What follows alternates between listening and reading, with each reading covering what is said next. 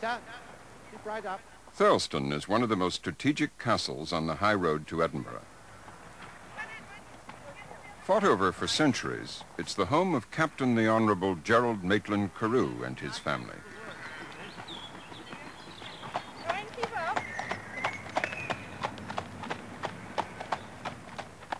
They've lived in this valley for generations.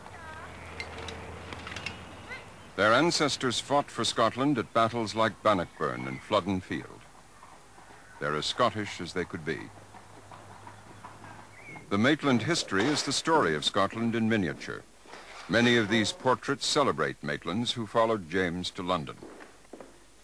Probably the most prominent was John Maitland, generally known as Chancellor John, who was Lord Chancellor to James I of England, James VI of Scotland.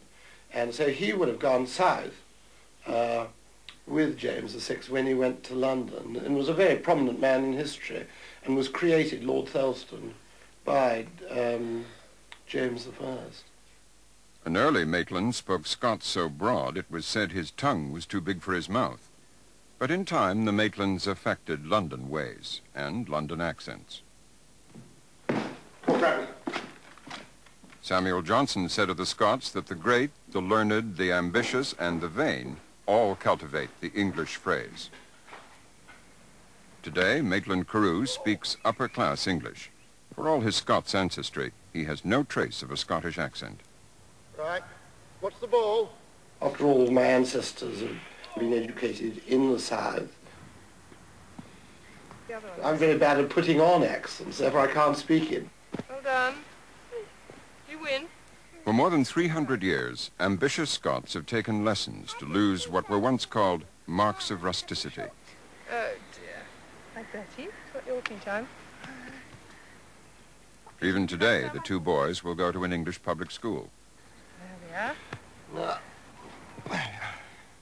Ever since King James moved to London, it's been English, not Scots, that had snob value among the leaders of society.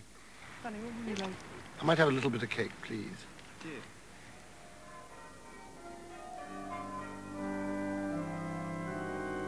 To strengthen the union of crowns, King James ordered that every church in Scotland should conduct its Sunday services using his newly translated Bible, the authorized version.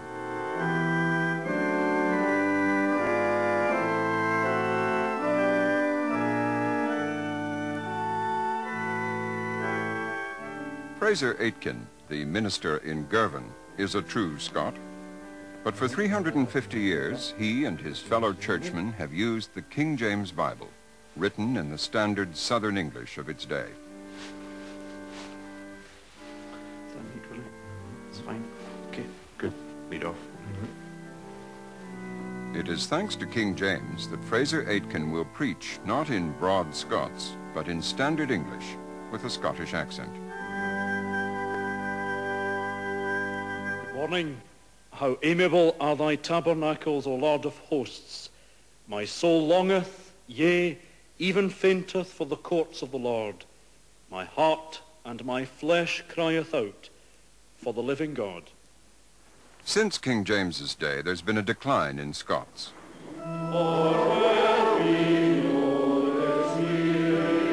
Today, it's clearly a variety of English, not a separate language.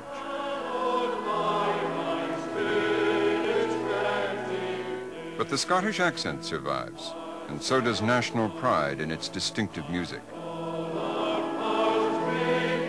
When the New Testament in Scots was published recently, only the devil spoke London English.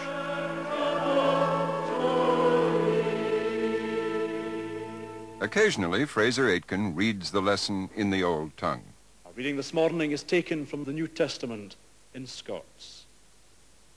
I the forenocht of that same day, the first day of the week, the disciples was sitting ahent locked fast doors for dread of the Jews, when Jesus came and stood in their midst.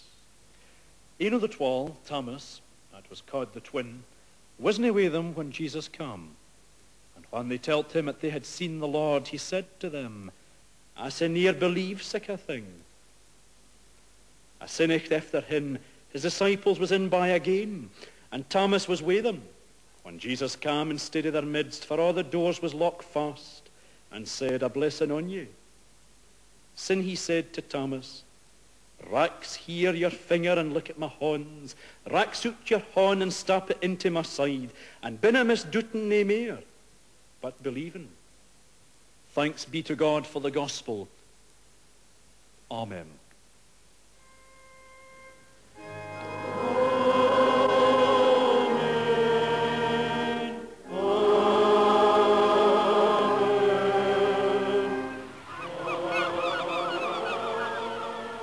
Of course, lowland Scottish English, the language of Robert Burns, spread far beyond Scotland.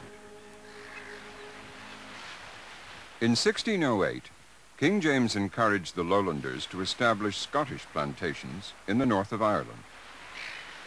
For centuries, there has been a lot of comings and goings between Northern Ireland and Scotland. One of the local landmarks is a volcanic plug, and its nickname that's been given both by Irish and Scots folk is Paddy's Milestone. And from this part of Ayrshire, on a clear day, weather permitting, you can see the coast of Northern Ireland.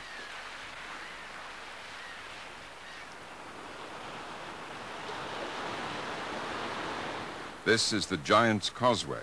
Here, according to legend, a Scots giant crossed the water and was challenged by an Irish giant. In the story, the Irish giant prevailed, but in 1608, the Scots-Irish, as they now became, showed no signs of going home and were soon settled in with a vengeance.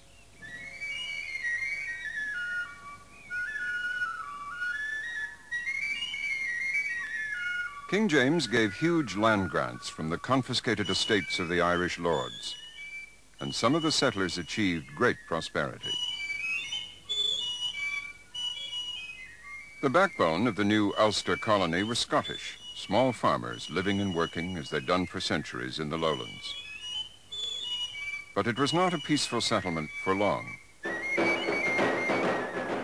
Towns like Londonderry became walled fortresses at war with the Gaelic-speaking Irish, and the siege of Derry gave the language a new phrase, "No surrender."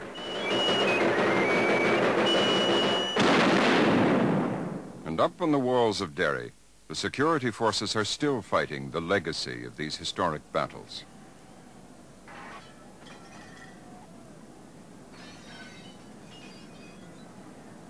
In the present troubles, many of the Ulster Protestants have Scottish forebears. As we shall see in another program, the English of their Irish Catholic enemies is influenced by the Gaelic past.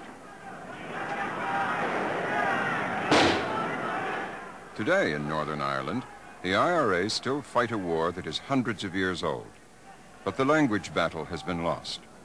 Though the IRA talk of one Ireland united in Gaelic, the language of resistance is English.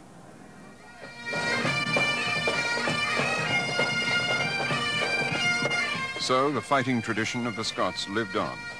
And even today, in orange marches throughout the province, the Protestant descendants of those first settlers still celebrate their ancestors' victories over the Irish Catholics.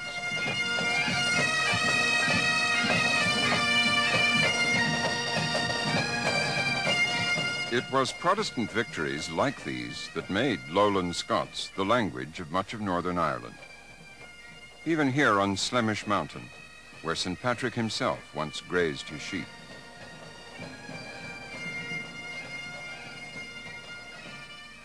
The areas of Scottish settlement form a crescent along the northeast coast of Ireland.